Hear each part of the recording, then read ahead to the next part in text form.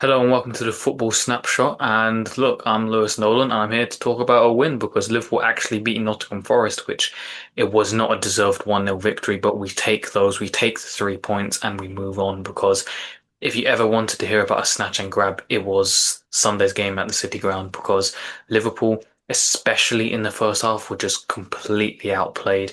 And there were so many concerning signs from so many players, as well as from the tactical side of things as well. But 3 points in the hunt for Champions League football, I guess you take it at this stage of the season with 11 games to go. Obviously, a lot depends on how Chelsea and Man United do, but Liverpool play three of the bottom five next, so you'd expect at least probably 7 points from nine. So we'll see what happens there. But look, it should be a period of results where Liverpool look to cement themselves in pole position for a place in the top four/five. And even if they do that, I don't think it's necessarily been a successful season because of the expectations that we had going into the season as champions, and also the fact that so much money was spent in the summer. And yes, I know that loss was taken in as well, but it hasn't been acceptable. And the performance away to Nottingham Forest was not acceptable either, because if you look at the circumstances of the game, Nottingham Forest had played Fenerbahce in the Europa League, sorry, on Thursday. They had to travel away, and they should not have been as, I guess, physically dominant as they were, but in that first half, Liverpool could not progress up the pitch at all because Nottingham Forest decided to do a really high, really aggressive press at times. And that was including when Alisson had the ball. And look, when they went man to man, when they locked off one side of the pitch, it was extremely difficult for us to progress. Like, there were early examples where McAllister was dropping in at right back and he tried to progress, but he just hit, I think it was Callum Hudson-Odoi. And then there were also other examples where people locked off Van Dijk, where Van Dijk couldn't turn and play to the left side of the pitch, where he's forced to play back towards the right hand side. And a lot of the time, Liverpool just resorted to playing long balls. But obviously, there's been a lot of talk about our forwards at the moment with Cody Gakpo, Hugo Ekitike, and Mohamed Salah all starting in Nottingham Forest. When Liverpool couldn't escape the pressure, a lot of the time what they look to do is play longer into the forward line, but none of the forwards were really able to hold the ball up all that well. And if you recall last season, a lot of the time, one of our exit routes when we were under pressure was just to lump it to Mohamed Salah and hope that he did something with it. And look, when he was fit and firing, when he was at the top of his game, he held off much bigger defenders with ease. But look, it's something that he's struggling to do this season. And I don't think it's particularly acceptable that when you lump the ball to your 5'8", 5'9" winger, and they don't hold it up against a centre back or someone who's much bigger than them, I don't think you can really complain too much about when the ball is lost. But yeah, it's not even necessarily about having players comfortable on the ball. It's about having players who know what to do because look, Arne around the 30th minute mark looked to move Curtis Jones into the back line to maybe help with build up, just to help ease that pressure, and then he moved McAllister, who I don't want to say he always struggles against physical sides because I'm a much bigger fan of McAllister than other people. But what he can do is he can sometimes have these types of games where just nothing works for him. And what Arne did is he tried to then move him away from deeper areas in field to get him up higher up the pitch. But again, that didn't really help. And I come away with the feeling that this issue that we're having against teams that press really high or press really aggressively, because it's happened multiple times this season. I have a feeling that this might be the number one area to address in the summer because I know that people look at the wingers and say that we need maybe two new wingers because our wide play is awful, which it is. But I'm looking at the midfield and I'm thinking there has to be a better way to at least progress to the final third than this because I know that dueling is really important. So obviously you're going to look for a physical profile, someone that can actually cope with the intensity of the Premier League and, a player that can stand up to, Elliot Anderson, Ibrahim Sangha, players like that. But I also look at it as a kind of a failing of knowing what to do in terms of how to escape pressure because other players like, let's say Martin Zubimendi, he doesn't. I know he's made some high profile errors this season, but generally, when he's at his best, he always keeps things simple and he's always able to retain the ball and he's always able to, you know, not lose it at key moments. Although, obviously, like I said, he has done it this season, but when he's at his best, then that's probably where he excels. And like, at times, what we've seen is we've seen some of our midfielders, like I've said, drop into the back line. You had Dominic Szoboszlai, he play the right back, but a lot of the time you might see him drop to the left, drop to the right, wherever, whenever he's in midfield. Ryan Gravenberch, you've seen him split the centre backs, you've seen him go either side, you've seen McAllister drop in. But then obviously that also asks questions of rest defence things and, can Liverpool cope with a counter attack if one of our midfielders is deeper? But whatever the solution is, and I probably will go in further in depth on this at a later time. The current setup in terms of how we progress and the current setup in terms of how we just like move through the thirds, I don't think is optimal, and I don't think anyone would say that it is. But yeah, like I was saying there, that might be one of the biggest areas to address in the summer. And it doesn't just have to be physicality, but it can also be someone who knows, you know, who knows how to, you know, move into different areas, draw the marker away, make things difficult, things like that. But you can also say that's a coaching failure as well. But we'll see what happens in the summer.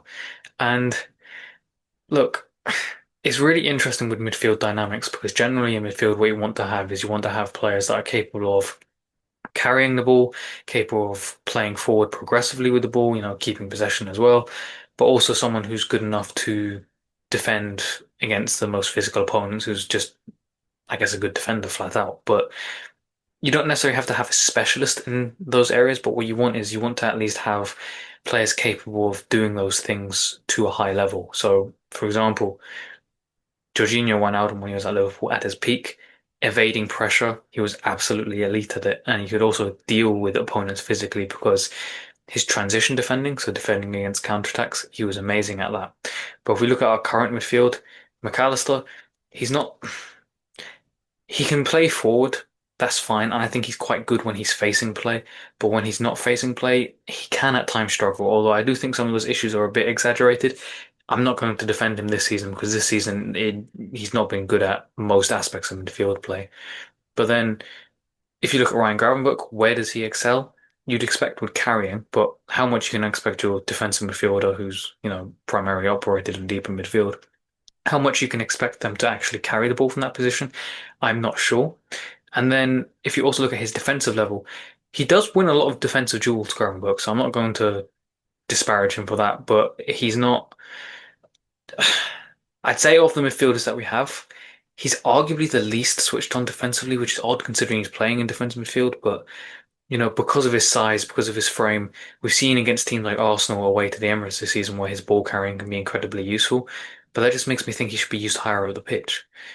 And Dominic Szoboszlai is obviously our player of the season so far, but he's got ball carrying, not as good as Gravenberch. Playing forward, he's probably our best ranged passer in the team other than Van Dijk, because obviously Van Dijk can spray those passes. But in terms of getting someone else on the ball who can actually, play quickly to the forward line, I'd say Dominic Szoboszlai is the best of the rest, if that makes sense.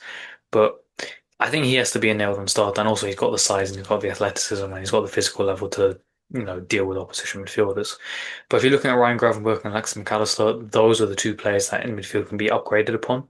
But it does make me think about how the makeup of the midfield could affect the team moving forward because however we set up a midfield is going to have an impact on especially Florian Wirtz and obviously Mohamed Salah because if we play all of Ekitike, Isak and Wirtz, which you would expect next season, then there's no place for Mohamed Salah in the team and you would expect a departure in the summer. But with Florian Wirtz's position, it's also really interesting because let's say, for example, like I was saying, you need ball carrying, you need someone who's really good at defending, and you need someone who's really good at passing. And again, you can get a mix of those things. So you can maybe, if you were to play a double pivot, maybe you'd get a player with both traits. But ideally, you'd want a player to be elite at everything, but you're not really going to get that. But let's just say, for example, a midfielder this season who's been really strong defensively has been Nikolai Remberg. He plays in deep midfield for Hamburg in Germany. Um, I've been impressed defensively with him, but again, I don't know how good he is on the ball because I haven't been paying that too much attention to his on ball stuff. But defensively, I don't really have any complaints with him, and he can definitely cover ground, so that's not an issue there. But let's say you played him in deep midfield, but then we've also been linked with someone like Adam Wharton, who's an exceptional passer, and honestly, I would love to bring him to Liverpool. But then if you look at those two midfielders, does Dominic Szoboszlai get in the team then at number 10? And then does that shift Florian Wirtz out wide? If Florian Wirtz plays 10 and you have Remberg and Wharton behind him, do we miss that ball carrying profile where because a lot of the time you can't just pass through a block, you can carry through a block as well. But again, you need different aspects when you're trying to like break down a low block. But it's really interesting because a lot of people are saying that they don't want Florian Wirtz left wing, but I I I'd say keep an eye on that. I genuinely would because I don't know if we're going to sign two starting midfielders next season, but if you accept that Florian Wirtz was going to play number 10 from the start of this season, then you also accept that probably Dominic Szoboszlai and Arne Slot-Size was going to get dropped because I think the plan in his eyes was going to be Florian Wirtz 10, Alex McAllister and Ryan Gravenberch as a double pivot because he's not really shown that he trusts Szoboszlai in the double pivot yet because most of the time when he plays, he's either played a right back or number 10 or kind of part of like a false nine front two thing. But yeah, but I have lots to say about the Nottingham Forest game, but I just wanted to start off by having a little video, I guess, about how the people you've seen online where people have been focusing on Cody Gakpo and Mohamed Salah because they both subbed off. I'm not here to defend either player's performance, but I'm not concerned.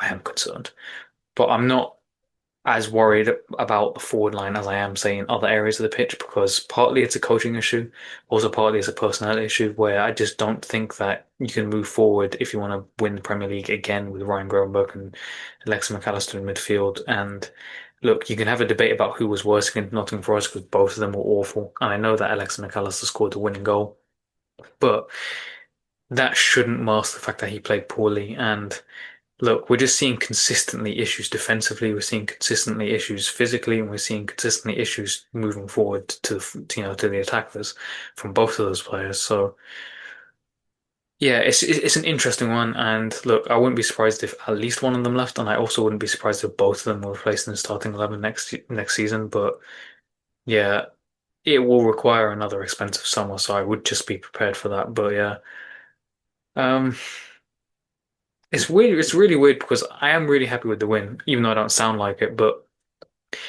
I don't know. I just don't know how to think about it, if you know what I mean, because the performance was that bad. And I know that Nottingham Forest score is very good because they should not be anywhere close to 17th. They should be comfortably away from the relegation zone. But then I guess you could also say that Tottenham shouldn't be anywhere near there because I know that Tottenham have been playing very poorly, but again, their squad is way too good to be where they are. So look, it's going to be an interesting conclusion to the season, and if you want to, if you want to end on a positive note with this video, then I guess I think the Liverpool squad is talented enough to do something in either the FA Cup or the Champions League. But whether we are actually able to, it comes down to a lot of factors, and it includes those midfielders that I mentioned about whether they're able to cope with other midfields, whether they're able to perform like they did last season, and then it also comes down to coaching as well. Because you would have seen me on Twitter as well if you follow me there, Lewis FNOO, if you're wondering. But you would have seen me complaining about Slot regularly this season. But yeah, look, 3 points. Alexa McAllister scored, and I might shamelessly say he's the best midfielder in the world, but yeah, that would be a lie. But yeah, 3 points is 3 points. But look, plenty of concerns still. But we'll see moving forward how Liverpool play because if they play like that again, or if they play like that consistently in the final 11 Premier League games this season, top four, top five, we'll see.